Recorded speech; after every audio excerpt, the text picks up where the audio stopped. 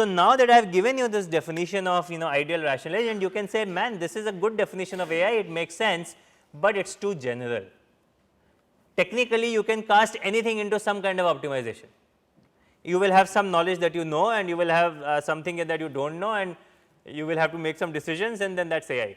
Is that AI? Yeah, philosophically it is, but in practice we are only interested in very hard problems. So, we try to look at those problems where most other people are not able to solve, right. Problems that are often NP hard, and we will come to that in a few minutes.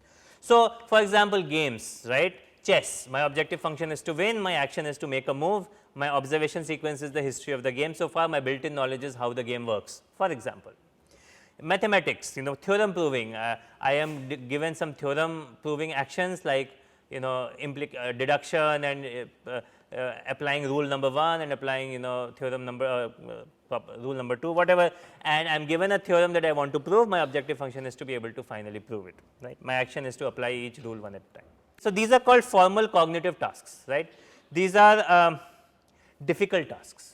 These are tasks that you and I will consider quite difficult. Not everybody can prove theorems, not everybody can win in the game of chess. These are tasks that we have learnt over time, and we also consider them intelligent. And in the first generation of AI systems, these were the most important tasks. Let us prove all theorems of Bertrand Russell's Principia Mathematica using AI, or let us defeat the chess champion in chess. Then later in the 70s and 80s, we started looking at expert tasks more and more. So, expert tasks are tasks which require very expert knowledge in a specific sub area. Now, chess you can quickly teach, mathematics is still somewhat expert, but then engineering design and medical diagnosis and financial stock market predictions are even more expert tasks, right. These require a lot of knowledge about your specific field. You need to know about diseases and treatments and symptoms and interactions in order to be able to do medical diagnosis, and so these would be called expert systems or expert tasks, right. And so, financial stock market prediction would be a great AI problem. The objective function will be to make a lot of money. The action will be to buy some amount of some shares at every point in time and sell some amount of some shares at the same amount of same point in time. And my built in knowledge may be the historical data about how the stock market prices have gone and so on. So, these would be expert tasks. And last but not the least, we also consider perceptual tasks. Now, this is interesting because these are not the tasks that you and I will consider extremely intelligent, like just being able to see a scene and make sense of it, just see this is a face here, there is an eye here, there is a nose here, or just you listening to my words and you are able to make sense of what are my words saying. All of these are sort of lower level perceptual tasks that you and I do very intuitively, very innately, but a machine does not end up doing it very easily. And so, these tasks were traditionally considered extremely high, because not that we think of them as very intelligent, but we can't write an algorithm for it. You can't write an algorithm for why you see a room in this through your eyes. How does your brain figure out that there is a face here or there are eyes here, or how does your brain process language? These are questions that you do not know the answers to. Because you do not know the answers to it, you cannot write down an algorithm. Therefore, giving these capabilities to a machine has remained a long standing challenge in the last many years. However, this is where we have made a lot of progress in the last 4 or 5 years.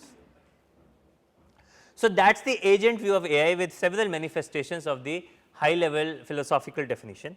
There are other views of AI. One view that I quite like in practice is the view of which is the algorithmic view. So, suppose you have done a complexity course or an algorithms course, you must be introduced to the idea of NP hard or NP complete problems. NP hard problems are those problems where so far we do not have a polynomial time solution to them, right. And of course, these problems are so hard that everybody tries to work on it, theoreticians love to work on it, but their approach is slightly different than the AI people's approach, and that is important in terms of the mindset. So, they can come up with a new algorithm, but the algorithm could be practical also, but their emphasis is to be able to prove something about it. Often you prove some approximation bound, that it is a hard problem, therefore, I cannot expect to reach optimality, therefore, I will create an algorithm which is within epsilon of optimal or 1 minus epsilon of optimal, or some ratio of optimality or whatever it is. That is what they like to focus on. On the other hand, AI systems don't care that much about optimality. If we get to optimality or an approximation bound, we don't mind it. I mean, it's we are happy to do the theory, but that's not our main focus. Our main focus is, well, these problems are important and they happen again and again in practice. Can we create an algorithm or a set of heuristics with an algorithm such that in practice many of the problems that we will encounter, we will be able to solve them effectively. Now, there are many fuzzy words here. We are not saying that we have an optimality bound, we should just come up with some effective solution. What is effective? Well, better than what we could earlier, or better than humans, or whatever, right. It does not have to be proven, it can also be heuristics in there. And moreover, we are not always interested in random problems. In fact, we are rarely interested in random problems. We are mostly interested in problems which are naturally occurring, which occur in practice due to some application or the other, because they have structure. And this is something we will talk about a little later, but random problems are hard, and theoreticians typically prove about any problem, therefore, they are also applicable to random problems. AI systems more often than not try to work on problems which occur naturally, and therefore, they try to exploit the structure that natural problems have, and that natural versus random will become even more important when we will talk about local search. Okay. So, all the problems that we will study in the course will be at least NP hard, at least. And if you do not know what is NP hard, these are words that you hear for the first time, or if you feel that NP stands for non-polynomial, stop, go home and read up on NP first. Okay. This is very important. So, NP is an important concept in the field of computer science. In fact, the biggest question in the field of computer science is